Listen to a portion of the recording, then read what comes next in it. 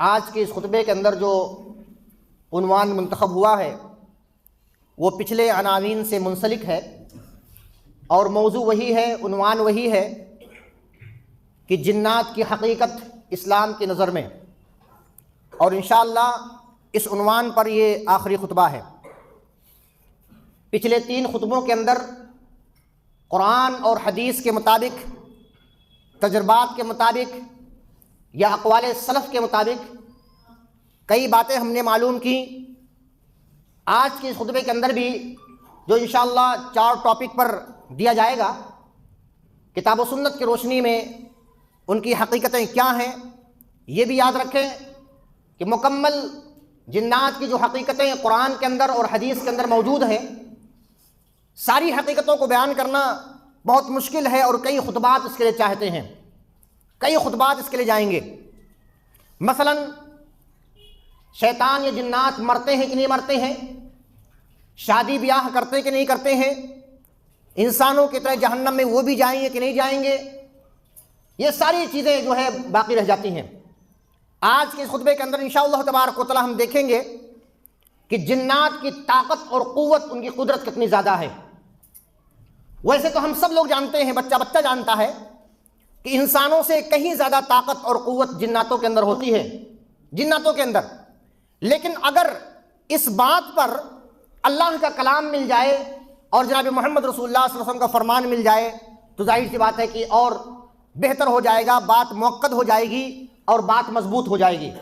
تو آئیے قرآن کی روشنی میں دیکھتے ہیں کہ جنات اور شیطان کی طاقت اور قوت کا اندازہ کرتے ہیں کتنی ہے۔ اللہ تبارک و تعالی سورہ نمل پارہ نمبر 19 سلیمان علیہ السلام کے تذکرے میں فرماتا ہے، اور کیجئے گا، اس تذکرے میں جب ہدہد کے ذریعے سے پیغام بھیجا، ہدہد ایک چڑیے کا نام، اور پیغام بھیجنے کے بعد جب سارے معاملات ہو گئے تو لاسٹ میں فرمانبرداری کرتے ہوئے ملک سبا کی ملکہ، جس کا نام بلقیس بتایا جاتا ہے، تو ملک سبا کی ملکہ سلیمان علیہ السلام سے ملنے کے لیے، ملاقات کے لیے وہاں سے اپنے ملک سے چلتی ہے، اور سلیمان علیہ السلام کو یہ بات معلوم ہو جاتی ہے۔ سلیمان علیہ السلام نے اپنے دربار کے اندر کہا، جس کے اندر انسان بھی ہوں گے، جنات بھی ہیں، اس دربار کے اندر، کہ ایک چیز کیا جائے، اور وہ چیز کیا ہے کہ ہم چاہتے ہیں کہ جس تخت پر ملکہ سبا بیٹھتی ہے، جس عرش پر بیٹھتی ہے، جس مسند پر بیٹھتی ہے، وہ پورے مسند کو ہمارے پاس لے آیا جائے، ہمارے پاس اٹھا لایا جائے۔ تو آیت کریمہ اس طرح ہے، قال یا ایھا الملأ، اے سرداروں، اے حواریوں، اے دربار کے اندر موجود ہونے والے لوگوں اور جناتوں، ایکم، کیا تم میں سے کوئی ایسا ہے، یاتینی بعرشھا، کہ ملکہ سبا کے عرش کو، اس کے تخت کو، اس کے مسند کو ہمارے پاس لے آئے، قبل ان یاتونی مسلمین، اس سے پہلے کہ وہ وہاں سے مسلمان ہو کر، فرمانبردار ہو کر آ رہی ہے میرے پاس، اس کے پہنچنے سے پہلے میں چاہتا ہوں کہ اس کا عرش، اس کا تخت، اس کا مسند میرے پاس پہنچ جائے۔ یہ بہت بڑا چیلنج تھا، عام انسان نہیں کر سکتا ایسا، عام انسان نہیں کر سکتا ایسا، لیکن سلیمان علیہ السلام کی خواہش تھی کہ ایسا ہونا چاہیے۔ درباری میں سے ایک جو قوی ہیکل اور بہت طاقتور جنات تھا، اس نے کیا کہا، قال عفریت من الجن انا آتیک بہ قبل ان تقوم من مقامک، اے بادشاہ، اے سلیمان علیہ السلام، ان میں سے ایک جنات نے بولا، کیا میں اس کو لاؤں گا، میں اس تخت کو، اس مسند کو، اس عرش کو، ملکہ سبا کے اس عرش کو میں لاؤں گا، اور کب تک لاؤں گا، ان تقوم من مقامک، اس سے پہلے کہ آپ یہاں سے اٹھیں، اس سے پہلے میں لے آؤں گا، اس سے پہلے کہ آپ اپنے مسند سے اٹھیں، اس سے پہلے کہ آپ اپنے کرسی سے اٹھیں، اس سے پہلے کہ آپ اپنی جگہ سے اٹھیں، میں پورے تخت کو، جو بہت ظاہر سی بات ہے بادشاہ کا تخت ہے، بہت بڑا ہوگا، اس تخت کو لے آؤں گا میں آپ کے پاس، اور بے شک میں طاقتور ہوں، امین اور امانت دار ہوں، ایسا نہیں ہوگا کہ کسی اور کا تخت اٹھا کر آپ کے سامنے لا کر پیش کر دیا میں نے۔ اب آپ کو تو معلوم نہیں، آپ کو تو معلوم نہیں، میں کسی اور کا تخت لا کر پیش کر دوں، ایسا نہیں ہو سکتا، میں اس بات پر امین ہوں، میں امانت دار ہوں، میں نے جو بات کی ہے اس پر امانت دار ہوں، میں ذمہ دار ہوں۔ اس کے بعد ایک دوسرے نے کہا اس کے بارے میں حدیث اور قرآن کوئی کچھ نہیں کہتی کہ وہ جنات تھا کہ انسان تھا، اس کے پاس ایک علم تھا، اس نے پلک جھپکنے پر لے آئے۔ بات یہیں پر روک کر سمجھتے ہیں، یہ کہاں کی بات ہے؟ یہ بیت المقدس کی بات، غور کیجیے گا۔ سلیمان علیہ السلام بیت المقدس میں ہے، اس شہر سے ملک سبا کی مسافت، اس کا ڈسٹینس کتنا ہے؟ ملک سبا کہاں ہے؟ یمن کے اندر۔ تو بیت المقدس سے یمن کی مسافت تقریباً 2000 کلومیٹر ہے، 2000 کلومیٹر۔ جہاں تک میرا علم ہے آج اس زمانے کے اندر کوئی بھی ایسی ڈیوائس یا کوئی بھی ایسی مشین یا کوئی بھی ایسی راکٹ یا جہاز نہیں بنی ہے جو چند ساعت، چند منٹ یا چند گھنٹے کے اندر یہاں سے جائے 2000 کلومیٹر دور اور وہاں سے ایک بڑی چیز 2000 کلومیٹر پھر واپس لے آئے چند ساعت کے اندر، ایسا نہیں ہے۔ لیکن آپ اس کی طاقت کا اندازہ لگائیں۔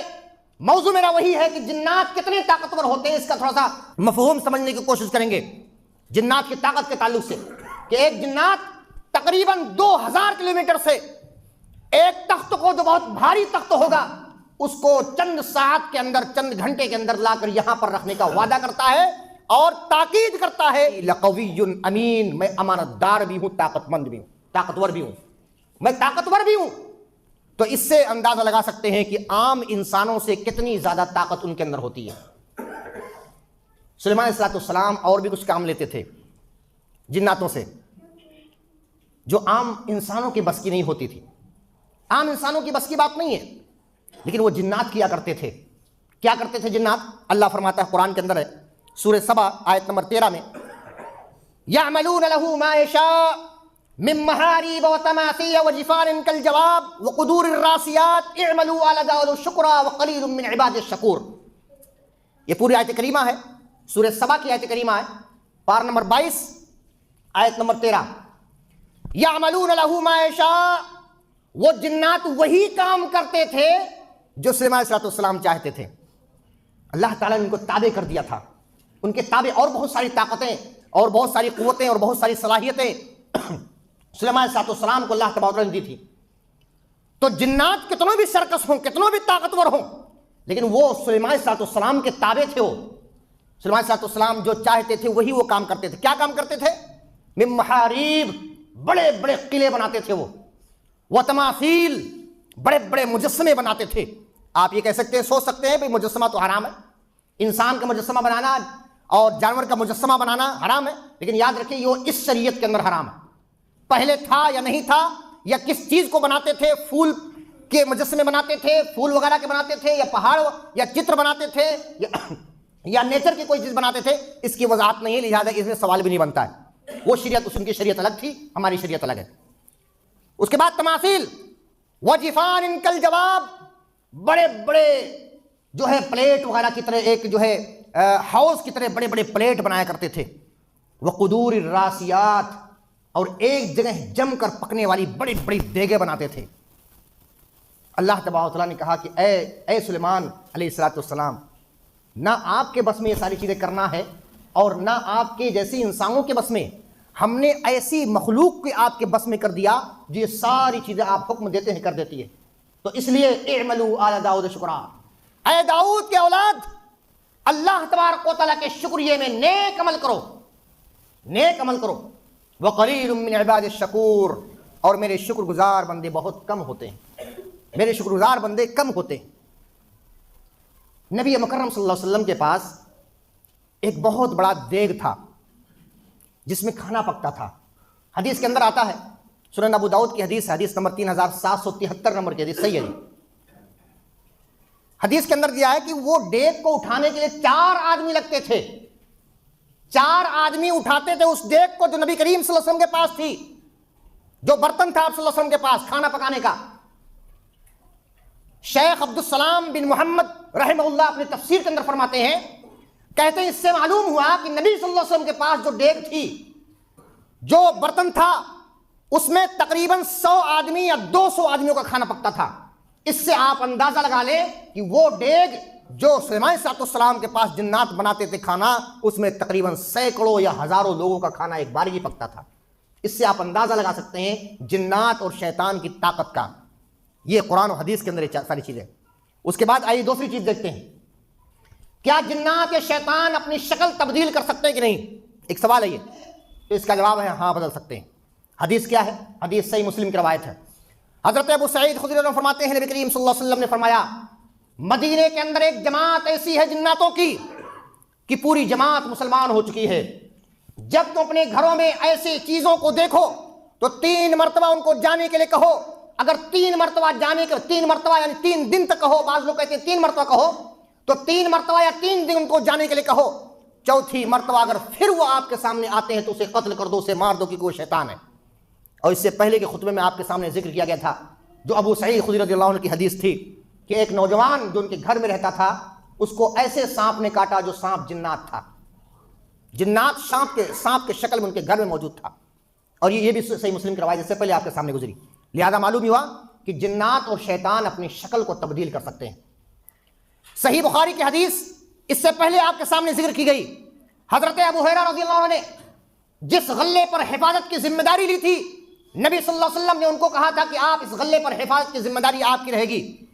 3 مرتبہ ایسا ہوا کہ شیطان انسان کی شکل میں آیا اور غلے کو اپنے جو ہے دامن میں بھرنے لگا، اور 3 مرتبہ جا کر پکڑ لیے، نبی صلی اللہ علیہ وسلم کے پاس حاضر کرنے کے لیے کہا، لیکن اس نے بہانہ کر دیا۔ تو اس سے بھی صاف ظاہر ہوتا ہے کہ جنات اور شیطان انسان کی شکل میں بھی متشکل ہو سکتے ہیں، بدل سکتے ہیں، اپنی صورت تبدیل کر سکتے ہیں۔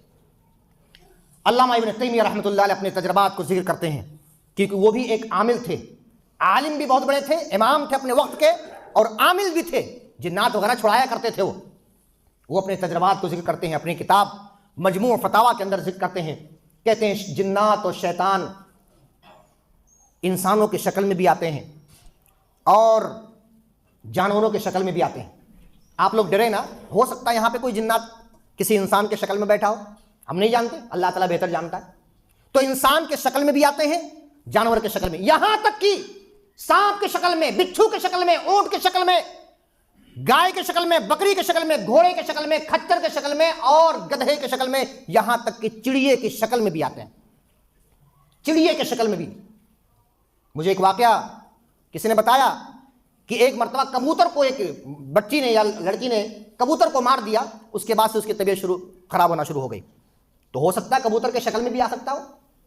علامہ ابن تیمیہ رحمۃ اللہ فرماتے ہیں کہ وہ چڑیے کی شکل میں بھی آ سکتا ہو، کسی بھی شکل میں وہ اپنے آپ کو متشکل کر سکتا ہے۔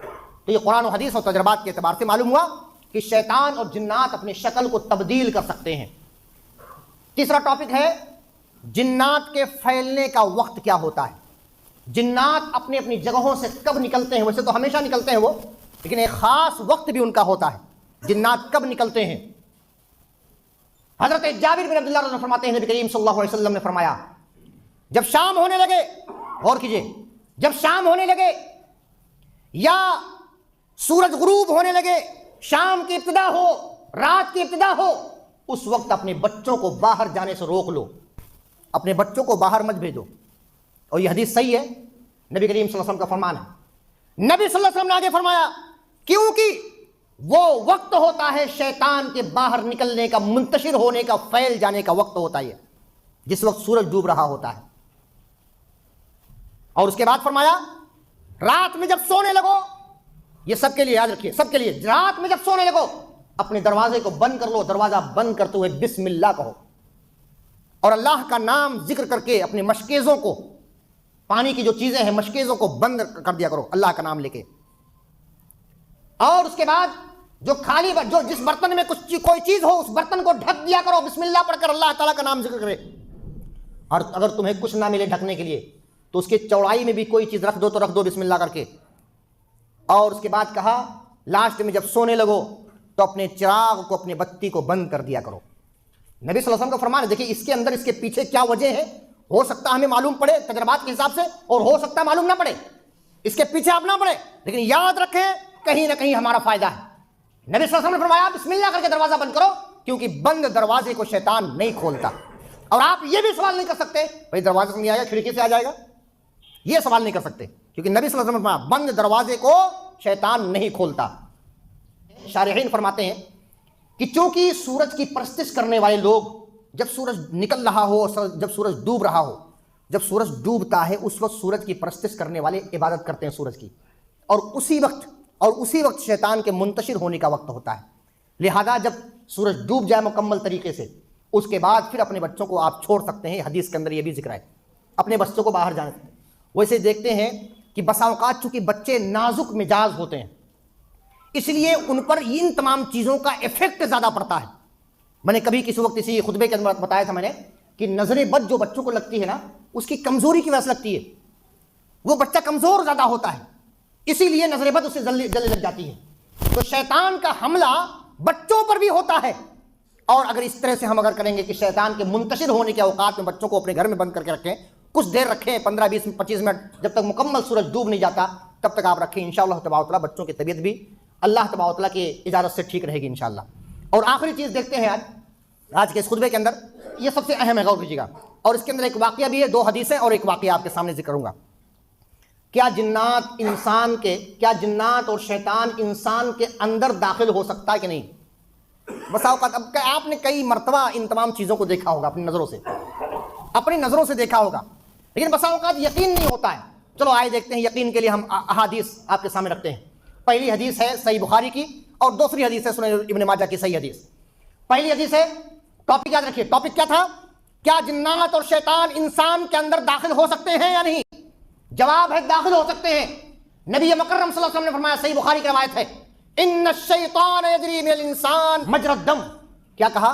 بے شک شیطان انسان کے اندر خون کی طرح انسان کے اندر دوڑتا ہے, اندر باہر جس طرح خون دوڑتا ہے نالیوں کے اندر ویسے ہی شیطان انسان کے اندر دوڑتا ہے, داخل ہو سکتا ہے. دوسری حدیث حضرت عثمان بن ابی العاص الثقفی رضی اللہ عنہ بیان کرتے ہیں, روایت کرتے ہیں کہ مجھے رسول اللہ صلی اللہ علیہ وسلم نے طائف کے شہر میں عامل بنا کر بھیجا. طائف کے شہر میں عامل بنا کر بھیجا. عامل مطلب آپ گورنر اس کو مطلب سمجھ سکتے ہیں, گورنر بنا کر بھیجا. جب میں وہاں پہنچا تو میں جب نماز پڑھتا تو خیالات بہت زیادہ آتے, اور اتنا خیالات آتے کہ میں کیا نماز میں پڑھ رہا ہوں مجھے معلوم نہیں پڑتا, کیا پڑھ رہا ہوں مجھے معلوم نہیں پڑتا. میں پریشان ہو گیا. مفہوم بتا رہا ہوں. نبی صلی اللہ علیہ وسلم کے پاس پہنچ گیا سفر کر کے. نبی صلی اللہ علیہ وسلم نے مدینے کے اندر دیکھا تو کہا ابن ابی عاص ہو تم؟ کہا ہاں اللہ کے رسول صلی اللہ علیہ وسلم میں ہی ہوں. کہا تم یہاں کیا کر رہے ہو؟ تمہاری ڈیوٹی تو طائف کے اندر ہے اور تم مدینے کے اندر کیا کر رہے ہو؟ کہا اللہ کے رسول صلی اللہ علیہ وسلم ہمارے ساتھ ایک پرابلم ہو گئی, ایک پریشانی ہو گئی. کہا کیا معاملہ ہے؟ کہا جب نماز پڑھتا ہوں خیالات آتے ہیں, اس قدر خیالات آتے ہیں کہ میں کیا پڑھتا ہوں کچھ سمجھ میں نہیں آتا کیا پڑھتا ہوں میں.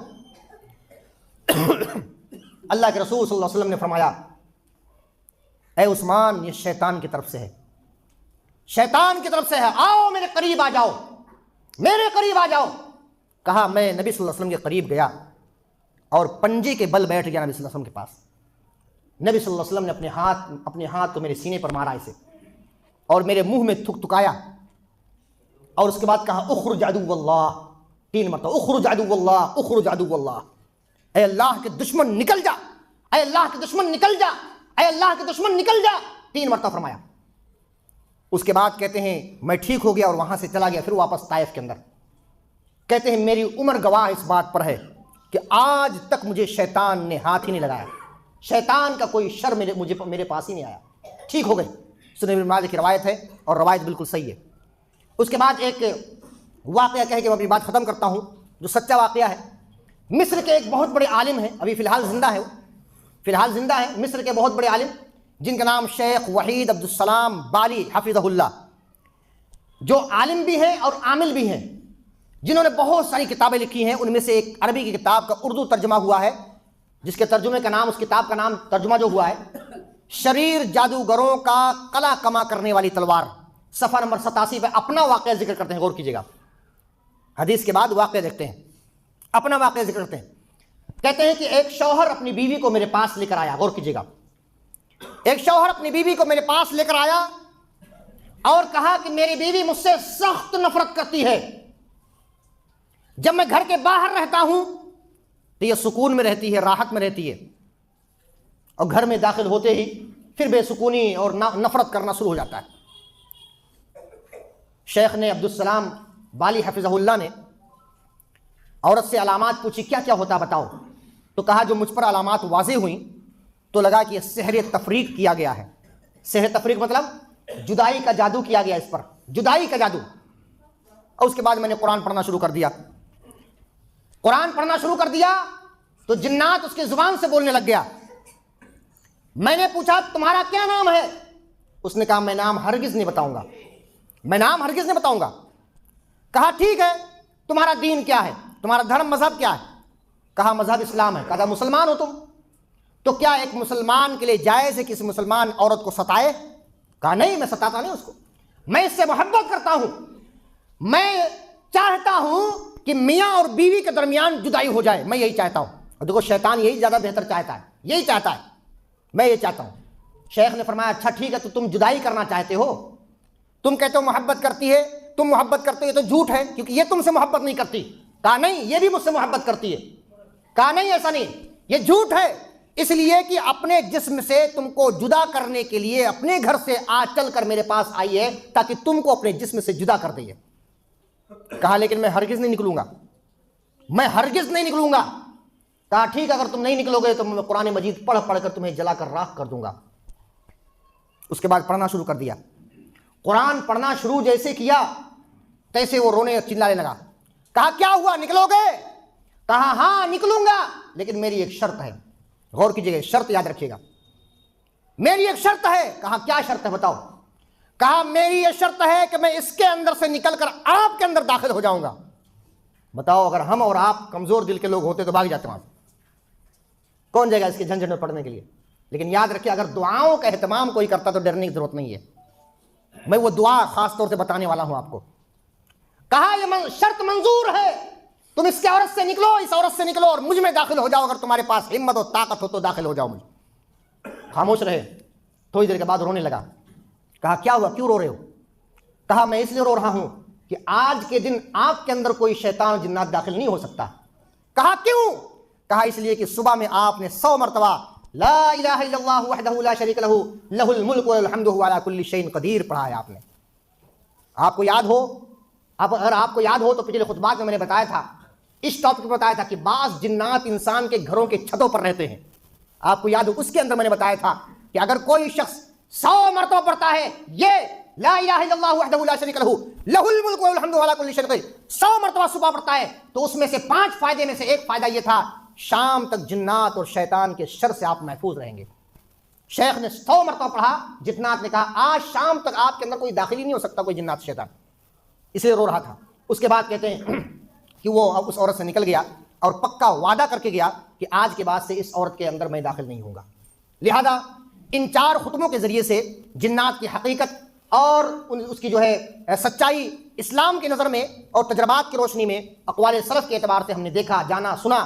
اللہ تعالیٰ سے دعا ہے کہ اللہ تبارک و تعالیٰ ہم تمام مسلمانوں کو کتاب و سنت کو پڑھنے اور اس کو سمجھنے اور اسی کے مطابق زندگی بھر عمل کرنے کی توفیق عطا فرمائے۔